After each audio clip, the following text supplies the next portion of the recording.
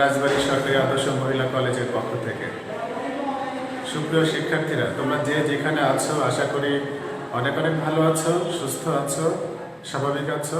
তোমাদের সুস্বাস্থ্য কামনা করে আজকের নতুন বছরের ক্লাস শুরু করছি। তোমরা এসএসসি পাস করেছ এবং এইচএসসিতে ভর্তি হয়েছ। এসএসসি এবং এইচএসসি টোটালি হচ্ছে ডিফারেন্ট দুইটা স্টেজ। এইচএসসিতে আসার জন্য তোমার এসএসসিটা হচ্ছে একটা সিঁড়ি, কিন্তু এটা ভুলে গেলে চলবে না যে দুটির মধ্যে গুণগত কিছু পার্থক্য রয়েছে। এসএসসিতে তুমি যতটা টাইম ব্যয় করেছো, ডেফিনেটলি এইচএসসিতে তার চেয়ে অনেকগুলো টাইম তোমাকে ব্যয় করতে হবে অন্তত ভালো করার জন্য। তো আজকে যেহেতু প্রথম ক্লাস, তোমরা অন্তত এইচএসসিতে নতুন, সুতরাং এই প্রথম ক্লাসে তোমাদেরকে কোনো আনুষ্ঠানিক ক্লাসের বার্তা দিয়ে কিংবা কোনো টপিক আলোচনা করে তোমাদেরকে আসলে শুরুতে বিরক্তিকর কোনো ব্যাপার তোমাদের মাথায় ঢোকাতে চাচ্ছি না। আজকে মূলত আমি বেশ কিছু মৌলিক বিষয় নিয়ে কথা বলতে যাচ্ছি, আশা করি সেগুলো স্মরণে থাকবে। প্রথমে বলছি যে কোভিড-19 একটি করোনা ভাইরাস, যেটি একটি মহামারী, একটি দুর্যোগ, যেটি বিশ্বময় ছড়িয়ে পড়েছে। তোমাদের নিশ্চিতভাবে মনে আছে যে বিভিন্ন মিডিয়া কল্যাণে এটি আমাদের কারোরই অজানা নয় যে কোভিড-19 এটি যে একটি মহামারী, এটি প্রত্যন্ত অঞ্চলের খেটে খাওয়া মানুষ থেকে দিনমজুর, তৃণমূল পর্যায়ের সমস্ত মানুষ এটা জানে। এবং এই কোভিড-19-এর কারণে যে ক্লাসটি আজকে অফলাইনে হওয়ার কথা ছিল, দ্যাট ইজ তোমরা ক্লাসে ডিরেক্ট উপস্থিত থাকবে আর আমরা তোমাদের সামনাসামনি থেকে ক্লাসটা নেব, কিন্তু এই মহামারীর কারণে সেটি সম্ভব হচ্ছে না। এবং আমি আগেই উল্লেখ করেছি যে এটি একটি মহামারী এবং এটি বিশ্বময় ছড়িয়ে পড়েছে এবং বাংলাদেশ এই মহামারীর কবল থেকে বা এর থাবা থেকে বিমুক্ত নয়। উল্লেখ করা প্রয়োজন যে তোমাদের অফলাইনে যে ক্ষতিটা হচ্ছে, অর্থাৎ ডিরেক্ট ক্লাস থেকে, সেই ক্ষতি পুষিয়ে দেওয়ার জন্য গণপ্রজাতন্ত্রী বাংলাদেশ সরকার নির্দেশনা দিয়েছেন যে আমাদের দেশে যারা শিক্ষার্থী, যারা আনুষ্ঠানিক ক্লাস থেকে বঞ্চিত হচ্ছে, তাদের সেই ক্ষতি পুষিয়ে দেওয়ার জন্য অনলাইনে ক্লাস নেওয়ার ব্যাপারটি নির্দেশনা জারি করেছে।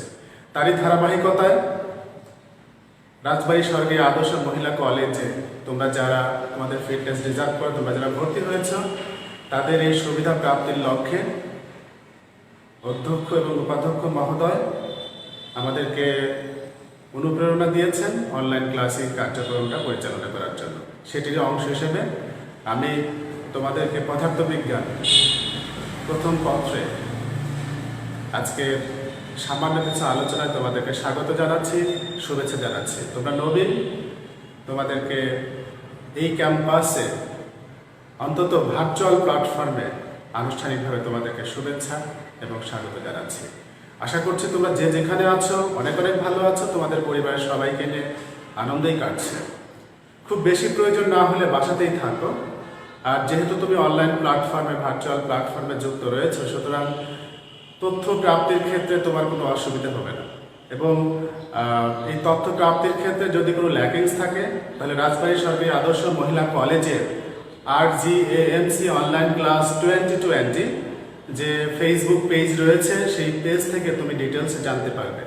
ক্লাস রুটিন থেকে শুরু করে পরীক্ষা সংক্রান্ত, অর্থাৎ একাডেমিক যত ইনফরমেশন তোমার দরকার, এভরিথিংস তুমি এই ফেসবুক পেজ থেকে তুমি পেতে পারবে। শুরুতে বলে রাখছি, আমি বলেছি যে আজকে আনুষ্ঠানিক কোনো ক্লাসের মাধ্যমে, অর্থাৎ কোনো টপিক আলোচনা করে তোমাদেরকে বিরক্তিকর কোনো বিষয় তোমাদের মস্তিষ্কে ঢোকানোর চেষ্টা করব না। তো আজকে আমি যে বিষয়টি একটু আলোচনার দাবি রাখে বা যেটা করা উচিত, আমি শুরুতে বলবো যে তোমরা যেহেতু নবীন এবং টাইম, যেটা একদম ফার্স্ট অফ অল যেটাকে ইম্পর্টেন্স দিতে হবে, তোমাকে টাইমকে কোনোভাবে ওয়েস্ট করা যাবে না। ভুলে যাও তুমি এ পর্যন্ত যত সময় নষ্ট করেছ সেটা পাস্ট। প্রেজেন্ট থেকে তোমার যে যাত্রাটা শুরু হলো সেটি কেমন যাত্রা? সেটি হচ্ছে আমি টাইম ওয়েস্ট করব না, আমি রেগুলার যে পড়াটা সেটা আমি রেগুলারলি পড়তে থাকবো। বুঝতে পেরেছো আমার কথা? আরেকটি বিষয় যে রেগুলার যদি কেউ পড়ে এবং ক্লাসের সঙ্গে প্লাস তোমাদের যে টেক্সট বই রয়েছে তার সঙ্গে তোমার যদি অ্যাটাচমেন্ট থাকে, তাহলে তোমার ভালো করার কোনো সুযোগ, খারাপ করার কোনো সুযোগ নেই। ডেফিনেটলি তোমার ভালো করার সম্ভাবনা রয়েছে। আর ভালো করার জন্য তোমার আন্তরিক প্রচেষ্টাটা একটি উল্লেখযোগ্য বিষয়। যদি কেউ আন্তরিকভাবে চেষ্টা করে, ক্লাস প্লাস তোমার যে টেক্সট বই রয়েছে তার সঙ্গে তোমার যদি সম্পৃক্ততা থাকে, আমি অনেস্টলি বিশ্বাস করি যে তোমার পক্ষে খারাপ করার কোনো সুযোগ নেই। এবার আসি যে পদার্থবিজ্ঞান মোটেও কঠিন সাবজেক্ট নয়। পদার্থবিজ্ঞানে ভালো করার সবচেয়ে, তোমরা জানো যে পদার্থবিজ্ঞান হচ্ছে এমন একটা সাবজেক্ট যেটা আপাত দৃষ্টিতে অনেকের কাছে এটা কমপ্লেক্স বলে মনে হয়, কিন্তু আমি খুব অনেস্টলি বিলিভ করতে চাই এবং তোমাদের করাতে চাই যে পদার্থবিজ্ঞান মোটেও কঠিন সাবজেক্ট নয়। এটা কঠিন করার পেছনে বেসিক্যালি আমরা রেসপন্সিবল। অর্থাৎ ফিজিক্সের যে ফিজিক্সটা সেটিকে সিম্পলিফাই করে সহজ এবং সরলভাবে তোমার কাছে উপস্থাপন করার যে মৌলিক দায়িত্ব সেটি হচ্ছে আমার। আমি যদি বিষয়টা কমপ্লেক্স করে তোমার সামনে উপস্থাপন করি, তাহলে বিষয়টি তুমি অনেকটা জটিলভাবে বুঝবে এবং তোমার কাছে তখন মনে হবে যে ফিজিক্স আনডাউটেডলি আর অ্যাম্বিগুয়াসলি এটা বোধহয় কঠিন সাবজেক্ট। বিষয়টা মোটেও তা না। ফিজিক্সটা হচ্ছে বোঝার ব্যাপার, বোঝানোর ব্যাপার। তুমি যত ভালো বুঝবে ফিজিক্সে তত ভালো করতে পারবে। আরেকটি বিষয় এখানে উল্লেখ করা দরকার যে ফিজিক্স মানে শুধু ফিজিক্স নয়, ফিজিক্সের সঙ্গে কিন্তু ম্যাথমেটিক্স জড়িত রয়েছে। দ্যাট ইজ ফিজিক্স হচ্ছে ওয়ান টাইপ অফ ম্যাথমেটিক্স। তার মানে তুমি যদি ম্যাথমেটিক্সটা ভালো পারো, তাহলে ফিজিক্সে তোমার ভালো করার সম্ভাবনা আই থিঙ্ক 80% থেকে 90% প্রবল হয়ে যায়। তো তুমি ফিজিক্সে ভালো করতে গেলে তোমার ম্যাথমেটিক্সে ভালো করতে হবে, বিকজ এই দুটো সাবজেক্ট একটি আরেকটির সঙ্গে এমনভাবে অতপ্রতভাবে জড়িত যে একটিকে বাদ দিয়ে অন্যটিকে কল্পনা করার কোনো সুযোগ নেই। সুতরাং আমি এটি আশ্বস্ত করতে চাই যে ফিজিক্সকে নিয়ে তোমাদের যে এক ধরনের অ্যালার্জি রয়েছে যে ফিজিক্স বোধহয় খুবই টাফ সাবজেক্ট, ফিজিক্সে ভালো করতে পারবো না, ফিজিক্স আমাকে দিয়ে হবে না। কিন্তু আমি তোমাকে বলতে চাই ফিজিক্স তোমাকে দিয়েই হবে, তুমিই পারবে, তোমাকে দিয়েই হবে। ফিজিক্স নিয়ে এত অস্থিরতায় বা সিনায়োবিক দুর্বলতায় ভোগার কোনো কারণ আমি দেখি না। আরেকটি বিষয় আমি বলবো যে পাংচুয়ালিটি, নিয়মানুবর্তিতা, এটি হচ্ছে ইন্টারমিডিয়েট এইচএসসি যে লাইফটা, এই যে স্টেজ, এটা এখানে নিয়মানুবর্তিতা খুব ইম্পর্টেন্ট একটা বিষয়। তুমি যদি নিয়মতান্ত্রিকভাবে তোমার লেখাপড়াটা কন্টিনিউ করো, তাহলে আমি তো বলতে চাই বা আমি বিশ্বাস করাতে চাই, বোঝাতে চাই যে তোমাকে দিয়ে হবে, তুমি অনেক ভালো করবে। এই দেশ, তুমি কে আসলে, তোমার পরিচয় কি? তোমার পরিচয় কি আসলে? তোমার পরিচয় হচ্ছে তুমি বাংলাদেশ। আমরা প্রত্যেকেই এক একজন বাংলাদেশ। এই দেশটা আমাদের কাছে অনেক কিছু প্রত্যাশা করে। আমরা যদি এই দেশটাকে সঠিকভাবে, সঠিক উপায়ে আমাদের এফোর্ট দিয়ে সামনের দিকে এগিয়ে নিয়ে যাই, তাহলে এই দেশটা অনেক দূরে এগিয়ে যাবে। 1971 সালে জাতির পিতা বঙ্গবন্ধু শেখ মুজিবুর রহমানের নেতৃত্বে আমরা যে একটি মানচিত্র পেয়েছি, একটি ভূখণ্ড পেয়েছি, একটি পতাকা পেয়েছি। এই পতাকা, এই মানচিত্র এবং এই ভূখণ্ডকে বিশ্বের দরবারে আরো সুন্দরভাবে নান্দনিকভাবে উপস্থাপনের দায়িত্ব আমাদের সকলের। আর ভবিষ্যতে বাংলাদেশ তোমাদের মাধ্যমে ভবিষ্যতে বাংলাদেশ আরো সমৃদ্ধ হবে, আরো উন্নত হবে। সুতরাং তোমরা নিজেদেরকে কখনোই ছোট মনে করবে না। তোমরা দেশকে ভালোবাসবে, আর সত্যিকার অর্থেই দেশকে ভালোবাসার জন্য আমার কাছে আরেকটি মূলমন্ত্র রয়েছে, নিজের মাকে ভালোবাসা। তুমি যদি তোমার নিজের মাকে ভালোবাসো, তাহলে তোমার দেশকে ভালোবাসাটা আরো সহজ হয়ে যাবে। নিজের মাকে যে ভালোবাসে, আমি বিশ্বাস করি সে কোনোভাবেই সে দেশকে ভালো না বেশে পারেই না। আর যে মাকে ভালোবাসে আর যে দেশকে ভালোবাসে, তার মানে তার মধ্যে দেশাত্মবোধ রয়েছে, সে প্যাট্রিয়ট। আর যে দেশপ্রেমিক, সে নিজের প্রতি খেয়াল রাখে।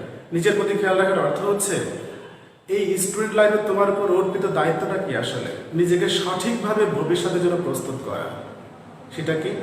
সঠিকভাবে, নিয়মতান্ত্রিকভাবে পাংচুয়াল হওয়া, তোমার উপর ইন্টারমিডিয়েট স্টেজে যে সমস্ত দায়িত্বগুলো রয়েছে প্রত্যেকটা সাবজেক্ট সঠিকভাবে পড়াশোনা করা, সময়টা নষ্ট না করা। তুমি যদি এই সময় নিজের প্রতি নিজের মূল্যায়নটা যথার্থভাবে করতে পারো, তাহলে তুমি ভবিষ্যতে সঠিক একজন মানুষ হিসেবে তৈরি হবে। ভবিষ্যতের যে বাংলাদেশ তুমি, সেই বাংলাদেশ আমরা পাবো আসলে।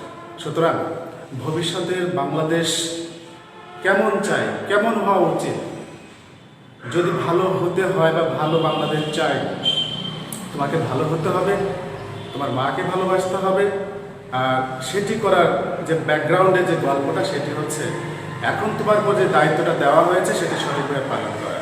যদি সেটি করতে পারো, তাহলে আমি তো বিশ্বাস করতে চাই এই বাংলাদেশ তোমাদের দিয়েই হবে, তোমাদের দিয়েই উন্নত হবে, সমৃদ্ধ হবে।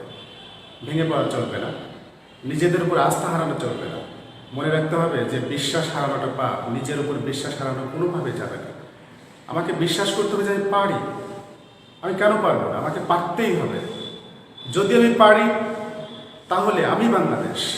আর আমি যদি নিজেকে অযোগ্য প্রমাণ করি, নিজের ফিটনেসটা যদি আমি তৈরি করতে না পারি, আমি যদি নিজেকে ফিট প্রমাণ করতে না পারি, তাহলে আমি অযোগ্য। আর আমার মতো অযোগ্য লোক দিয়ে বাংলাদেশের কিছুই হবে না। সুতরাং ভবিষ্যতের বাংলাদেশ কেমন হবে সেটা তোমাদের উপর নির্ভর করছে, আমাদের সকলের উপর নির্ভর করছে। সমৃদ্ধ, শক্তিশালী একটি বাংলাদেশ বিনির্মাণের জন্য তোমাদেরকে সঠিকভাবে তোমাদের নিজেদের প্রতি ন্যায় বিচার করতে হবে। আর ন্যায় বিচারের মানদণ্ড হচ্ছে তুমি এই সময়ে ইন্টারমিডিয়েট শুরু থেকেই তোমার লেখাপড়া সংক্রান্ত যে সমস্ত নির্দেশনা, যে সমস্ত নিয়মগুলো রয়েছে সেগুলো সঠিকভাবে পালন করা। তাহলে তুমি ভবিষ্যতের যোগ্য মানুষ হতে পারবে। আর ভবিষ্যতের যে বাংলাদেশ, সেই বাংলাদেশ আরও বেশি উন্নত হবে, সমৃদ্ধ হবে। একটি বিষয় মনে রাখবা, সেটি হচ্ছে আমি যখন নিজেকে বা আমরা যখন নিজেদেরকে হালকাভাবে বিবেচনা করি, তখন সেখান থেকে ভালো কিছু প্রত্যাশা করাটা কিন্তু কঠিন হয়ে যায়, খুবই কঠিন হয়ে যায়। নিজেকে হালকা ভাবা যাবে না। নিজের মধ্যে যে অন্তর্নিহিত শক্তি রয়েছে সেটাকে এক্সপোজ করতে হবে। সেটি কিভাবে সম্ভব? হা হতাশার মধ্যে দিয়ে না, সেটা সম্ভব হচ্ছে নিজের প্রতি সঠিক ন্যায় বিচার নিশ্চিত করার মাধ্যমে। এখন প্রশ্ন হলো, আমি নিজের প্রতি ন্যায় বিচারটা কিভাবে নিশ্চিত করব? সেটি সম্ভব যে আমার মধ্যে যে অন্তর্নিহিত শক্তি রয়েছে সেটির সঠিক এবং পরিপূর্ণ বিকাশ সাধন করার মাধ্যমে সেটি সম্ভব। আমি যে কথাগুলো বলেছি, এই কথাগুলো তোমরা প্রতিপালন করার চেষ্টা করবে। দেখবে যে আমি যেগুলো বলেছি, আমি এখানে তোমাদেরকে অন্তত 100% আশ্বস্ত করতে চাই। আমার কথাগুলো যদি সঠিকভাবে তোমরা প্রতিপালন করো, পরীক্ষায় ভালো করবে, তোমার ভবিষ্যৎ খুব সমৃদ্ধ হবে এবং তোমার ফিউচার খুবই ব্রাইট হবে। কারণ এই ধাপের পরে তোমার সামনে যে কাজটা রয়েছে সেটি হচ্ছে university admission test, higher education. তো এইখানে যদি তুমি নিজের প্রতি সঠিক ন্যায় বিচার করতে না পারো, সঠিক বিচারটা করতে না পারো, তাহলে ভবিষ্যতে যে ভালো কিছুর যে সম্ভাবনা সেটা কিন্তু ফিকে হয়ে যাবে। আর সেটা আমরা তোমাদের কাছে চাই না। তোমাদের ভবিষ্যৎ ফিকে হয়ে যাক, তোমাদের ভবিষ্যৎটা মিলান হয়ে যাক, সেটি কখনোই আসলে প্রত্যাশিত না। সেটা আমরা কখনোই প্রত্যাশা করি না। না আমাদের প্রত্যাশা, না কলেজের প্রত্যাশা, না তোমার গার্ডিয়ানের প্রত্যাশা। আমাদের সকলের প্রত্যাশা তুমি নিজের প্রতি অন্তত ন্যায় বিচারটা নিশ্চিত করো। তাহলে তুমি ভালো একটি জায়গায় চান্স পাবে এবং তুমি হবে সঠিক এবং সত্যিকারের বাংলাদেশ। ফিজিক্স নিয়ে মোটেও দুর্ভাবনার কোনো সুযোগ নাই। তোমরা আমি এটি বলতে চাই যে যখনই তোমাদের কোনো সমস্যা হবে আমাদের ইনবক্সে, অথবা আমি যে RGAMC অনলাইন ক্লাস 2020 আমাদের যে ফেসবুক পেজের কথা বললাম, এখানে ইনবক্স করলে তোমার কোনো সমস্যা, ইনশাআল্লাহ আমরা আন্তরিক রয়েছি। আমাদের কলেজের সকলে আন্তরিক রয়েছে। তোমাদের সার্বিক সহযোগিতা আমাদের পক্ষ থেকে অব্যাহত থাকবে এবং তোমরা অবশ্যই ভালো করবে। আরেকটি বিষয়, তুমি ভালো করতে চাও, তো তোমার প্রথম যে কাজটা করতে হবে discipline. DISCIPLINE LINE, discipline. Discipline একটি শব্দ। 1 2 3 4 5 6 7 8 9 10 ইংরেজি বর্ণমালা। আমি আজকে ক্লাস নিচ্ছি না। ডিসিপ্লিন যে কত একটা ইম্পর্টেন্ট এবং লজিক্যাল একটা বিষয়, সেটি আসলে তোমরা এখান থেকে বুঝতে পারবে। DISCIP, discipline. DISCIPLIN, এই যে শব্দটি রয়েছে ইংরেজি বর্ণমালায় এ থেকে জেড পর্যন্ত তো টোটাল 26টা বর্ণ রয়েছে। এখন যদি আমি এ এর অবস্থান 01 সূচিত করি, তারপরে এখানে ধরো যে বি এর অবস্থানটা 02 সূচিত করি, তাহলে জেড এর অবস্থান 26। অর্থাৎ প্রত্যেকটি বর্ণ যে ধারাবাহিকভাবে সাজালে তোমার যে একটা সিরিজ তৈরি হয়, সেই সিরিজের প্রথম বর্ণের অবস্থান 01, বি এর অবস্থান 02, জেড এর অবস্থান এইটা। তো এইটা থেকে যদি আমি ডি এর অবস্থান, তাহলে কত হচ্ছে? ডি এর অবস্থান হচ্ছে তোমার 04 প্লাস আই এর অবস্থান কত সেইটা, এস এর অবস্থান কত, এইভাবে করলে তারপর সর্বশেষ কি আছে? ই হচ্ছে পঞ্চম অবস্থানে 5। তাহলে দেখবার যোগ করলে একটা ম্যাজিক ফিগার পাবে 100। তার মানে হচ্ছে ডিসিপ্লিন কখনো 99% হয় না, ইট নেভার 80%, 5%। ডিসিপ্লিন বলতে আমরা পার্শিয়াল কিছু বুঝি না। ডিসিপ্লিন বলতে আমরা বুঝি যে এটা 100%, অর্থাৎ 100তে 100ই হবে। তার মানে আমি এটাই বোঝাতে চাইছি যে তোমার মধ্যে কতটুকু ডিসিপ্লিন আছে, সেই ডিসিপ্লিনটা তুমি যদি শতভাগ অর্থাৎ নিরঙ্কুশভাবে তুমি যদি ডিসিপ্লিন মেনটেন করতে পারো, তাহলে তোমার পক্ষে খারাপ করার ন্যূনতম কোনো সুযোগ আমি দেখছি না। তোমরা বাসায় একটু আমি যে ডিসিপ্লিন স্পেলিংটা লিখেছি DISCIPLINE, তুমি এই যে শব্দটা, এই শব্দের ইংরেজি বর্ণমালা A B C D A অবস্থান, এর অবস্থান অনুযায়ী 01 B 02 C 03 D 04, এবার Z 26। তাহলে এখানে প্রত্যেকটি বর্ণের এইভাবে মানগুলো বসিয়ে যোগ করবা। যোগ করলে দেখবা যে অবশ্যই অবশ্যই তুমি সেখানে 100 পাবা। তার মানে ডিসিপ্লিনটা কতটা ভাইটাল রোল প্লে করে তোমার স্টুডেন্ট লাইফে ভালো করার পিছনে, সেটি এখান থেকে তুমি বুঝতে পারবা। এরপরে তোমার কি করতে হবে? Attitude. ATTITUDE, attitude. ATTITU, attitude একটি শব্দ। আমি যদি বলি যে আমি ভালো করতে পারবো না, আমাকে দিয়ে হবে না, এই যে তোমার দৃষ্টিভঙ্গির যে একটা নেতিবাচকতা, এটি কিন্তু তোমাকে অনেকটা পিছিয়ে দেবে। কিন্তু তোমার ভিতরে এই বিশ্বাস এবং এই আস্থাটা রাখতে হবে যে তোমাকে দিয়েই হয়, তোমাকে দিয়েই পারা সম্ভব। এর জন্য কি করতে হবে? তোমার পজিটিভ যে মানসিকতা, ইতিবাচক মানসিকতা তোমার অন্তরে বা ভিতরে তৈরি করতে হবে। তাহলে অ্যাটিটিউডকেও যদি আমরা এইভাবে সাজাই 01, তাহলে টি এর মান বসাও, এইভাবে বসাতে বসাতে তারপরে সর্বশেষ দেখবা যে এটাও 100% হবে। তার মানে দৃষ্টিভঙ্গির পরিবর্তন আংশিক হলে হয় না। আসলে দৃষ্টিভঙ্গির পরিবর্তনটা তোমাকে 100তে 100ই হতে হয়। দৃষ্টিভঙ্গির পরিবর্তন তুমি যদি 100তে 100 করতে পারো, তাহলে আনডাউটেডলি তোমাকে দিয়ে হবে। তার মানে মনের মধ্যে এটি তৈরি করা বা মনের মধ্যে এই ভাবনাটা সৃষ্টি করা একেবারেই অবান্তর এবং অমূলক যে আমি পারবো না বা আমাকে দিয়ে হবে না। কিন্তু আমি বলতে চাই যে তোমাকে দিয়েই হবে, তোমাকে পারতেই হবে এবং তুমি পারবে।